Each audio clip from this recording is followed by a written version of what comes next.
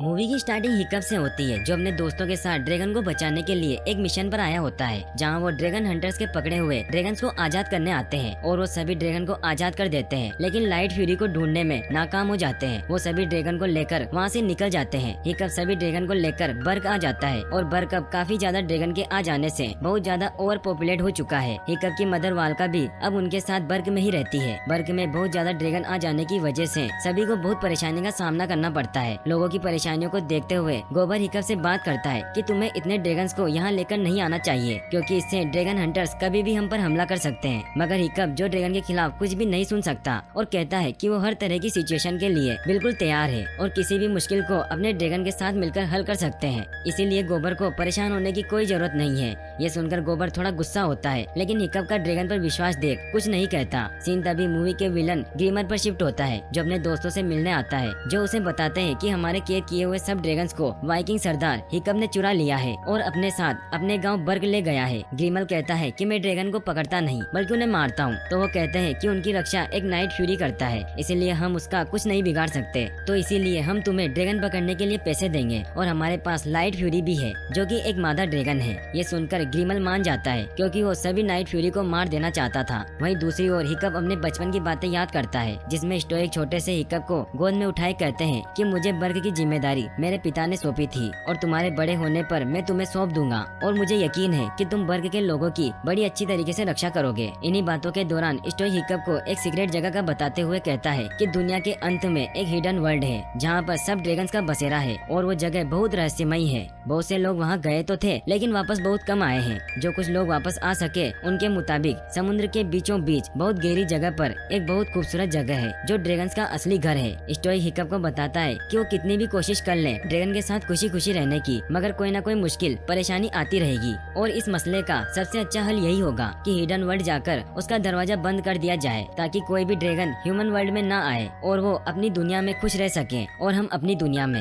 ये बातें हिकअप के दिमाग में घूम रही होती है और वो बढ़ते ड्रैगन को देख उस हिडन वर्ल्ड को ढूंढने में लग जाता है। तभी एस्टिड भी उसके पास आती है और बोलती है कि उसे गोबर की बात सही लगी कि सब ड्रैगन को अपने गाँव बर्ग में नहीं रखना चाहिए। एस्टिड को तसल्ली देते हिकअप उसे कहता है कि वो एक उपाय का सोच रहा है कि किसी तरह उसे अनदेखी दुनिया यानी कि हिडन वर्ल्ड को ढूंढकर सब इंसानों और ड्रैगन को वहाँ ले जाए, ताकि सब खुशी खुशी रह सके। इतने में वहाँ टूथलेस किसी को महसूस करता है और ये देखने के लिए वो जंगल में निकल जाता है। उसका पीछा करते हिकअप और एस्टिड वहाँ चले जाते हैं। फॉरेस्ट में टूथलेस एक बहुत ही खूबसूरत लाइट फ्यूरी को देखता है और दोनों को देखते ही प्यार हो जाता है, मगर ह्यूमन की मौजूदगी को महसूस करते ही लाइट फ्यूरी वहाँ से उड़ जाती है। नाइट फ्यूरी उसका पीछा तो करता है, मगर उसे रोक नहीं पाता। अगली सुबह हिकअप सबको बताता है कि उसने रात को लाइट फ्यूरी को देखा, जिसको सुनते ही सब चौंक जाते हैं, क्योंकि किसी ने आज तक लाइट फ्यूरी के बारे में नहीं सुना था। सभी नाइट फ्यूरी को देखते हैं, जो अजीब अजीब हरकतें कर रहा होता है, जिसको देख के सबको पता चल जाता है कि वो लाइट फ्यूरी से प्यार करने लगा है। हिकअप अपने एक दोस्त के साथ लाइट फ्यूरी को ढूंढने जंगल में निकल जाता है। उसी दौरान उसे जंगल में एक जहरीला तीर मिलता है और सिर्फ यही नहीं बल्कि वहाँ पर वो एक ट्रे भी बिछा देखता है। हिकअप हैरान होता वापस आता है और सबको बताता है। एरिड वो जहरीला तीर देखकर फौरन समझ जाता है कि ये ग्रिमल का है।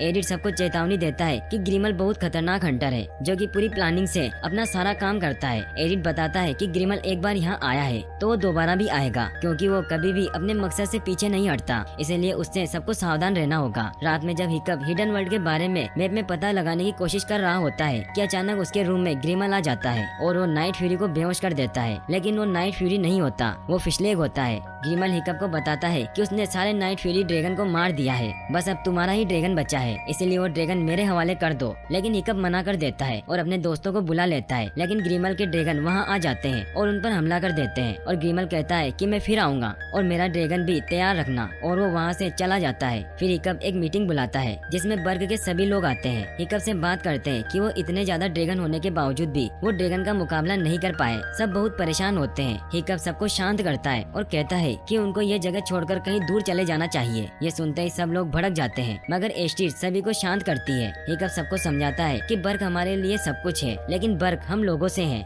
इसलिए हमें हिडन वर्ल्ड में चले जाना चाहिए। इससे वो ड्रैगन के साथ खुशी खुशी रह पाएंगे। अगले दिन बर्ग के सभी लोग अपने ड्रैगन के साथ अपना सामान लेकर हिडन वर्ल्ड ढूंढने के लिए निकल जाते हैं। रास्ते में नाइट फ्यूरी को लाइट फ्यूरी के होने का एहसास होता है। नाइट फ्यूरी कुछ देर उनका पीछा करता है, मगर फिर वापस आ जाता है। सीन वापस ग्रिमल पर शिफ्ट होता है, जिससे उसके दोस्त झगड़ रहे होते हैं कि उसकी वजह से सब ड्रैगन उनके हाथ से निकल गए हैं। पर यही ग्रिमल उन्हें बताता है कि यह सब उनके प्लान के हिसाब से चल रहा है, क्योंकि वाइकिंग्स के लिए सबसे सुरक्षित जगह बर्ग थी और अभी वो ये जगह छोड़कर चले गए हैं, इसीलिए वो युद्ध भी हार जाएंगे। और सिर्फ यही नहीं, हिकअप का नाइट फ्यूरी ड्रैगन भी पूरी तरीके से लाइट फ्यूरी के प्यार में डूब चुका है और अब लाइट फ्यूरी ही उनके अंत की वजह बनेगी। वहीं दूसरी तरफ हिकअप और बर्ग के लोगों को उड़ते हुए काफी समय हो जाता है, तो खुद को रेस्ट देने के लिए सब एक जगह पर रुकते हैं। यह जगह काफी खूबसूरत होती है। सब लोग हिकअप से बात करते हैं कि हिडन वर्ल्ड के मिलने तक इसी जगह को अपना डेरा बना लेना चाहिए और सभी इसको अपना नया घर समझकर रहना शुरू हो जाते हैं। वाल्का वापस बर्ग जाती है ये चेक करने के लिए कि कहीं कोई उनका पीछा तो नहीं कर रहा। रात को लाइट फ्यूरी उनके तंबू के पास आती है, जिससे टूथलेस भी उसकी आवाज सुनकर बाहर आता है और लाइट फ्यूरी उसे अपने साथ नदी के पास ले जाती है। हिकअप की आँख खुल जाती है और वो भी वहाँ आ जाता है। हिकअप लाइट फ्यूरी को इम्प्रेस करने के लिए टूथलेस को नए नए तरीके बताता है, जिससे कभी वो डांस करता है तो कभी कूदता है। सुबह होते ही लाइट फ्यूरी उड़ जाती है। टूथलेस उसका पीछा करने लगता है, लेकिन वो उड़ नहीं पाता क्योंकि वो हिकअप के बगैर कहीं नहीं उड़ सकता था। ये देख टूथलेस बहुत उदास हो जाता है और अपने ड्रैगन को उदास देख हिकअप खुद भी बहुत सैड हो जाता है और सोचता है कि वो अब उसके लिए एक ऐसी मशीन बनाएगा जिससे वो खुद उड़ पाए।